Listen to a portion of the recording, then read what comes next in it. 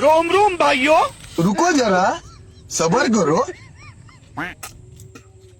আজকে হচ্ছে না হালারি তোরে তাকু তাকার শ্বশুর ফাদার আমরা যে গাঙ্গাতে দিয়ে যাচ্ছে গাং কাটি যালো কিডা এখান তোর বাপ কাটিছি।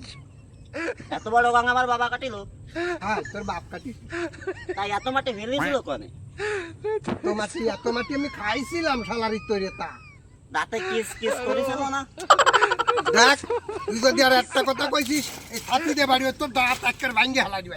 তাহলে আমি শ্বশুর বাড়ি যাই পিঠে খাবানি কি করে পিঠে খান কে তোমার দিলে আমার জ্বালাতে লাগে।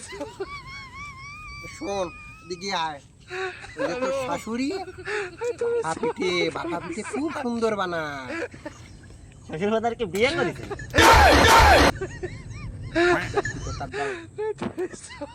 আমি বিয়ে না করলি তোর ডাসলো করতে।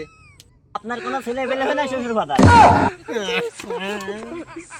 আপনি কি কাঁদতেছেন দেখছি আমার জামাই আমারে কয় আমার কোনো ছেলে পেলে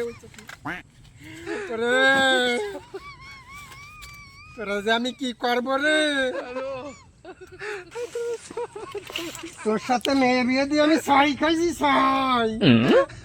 ছাই খাতে করেন কেন আমার কাছে কইতে আমি 10 কেজি ছাই হটাই দিই কপাল আমার কপাল। শ্বশুর ফাদার কি কাঁদতেছেন না আমি হাসছি।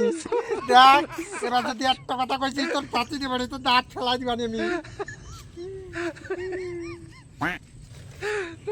তাহলে আমি শ্বশুর বাড়ি যাই গোস্ত সবাই খাওয়া নাকি গোস্ত সবাই খাবার কি করে তুই যে আমার এত বড় জ্বালাতে আছিস তাতে গোস্ত সবাই খানি কি করে তো বুঝতে পারছিস না।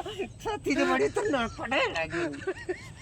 তুই আর কথা কইস না তোর হাতে ধরি তোর পায়ে ধরি তুই আর কথা কইস না। আর এই আমি ৬৮,০০০ গ্রামবাসী রে কই আমার মতো কেউ এরকম মাটি খাইয়ে না এইরকম বুক হাজামার সাথে কেউ মাইয়ে বিয়ে দিয়ে না।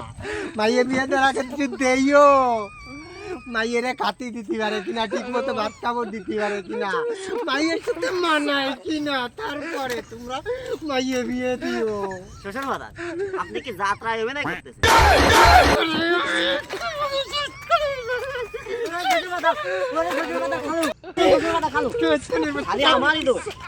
আমারই দোষ তোমার মেয়ে বিয়ে করে আমি যে হোক রয়ে গেলাম খালি টাকা চাই খালি টাকা চাই হয় আজকে ১,০০০ কালকে ৫,০০০ পরশু দিন ১০,০০০ তোমার মেয়ে বিয়ে করে আমি যে ফকির হয়ে গেছি।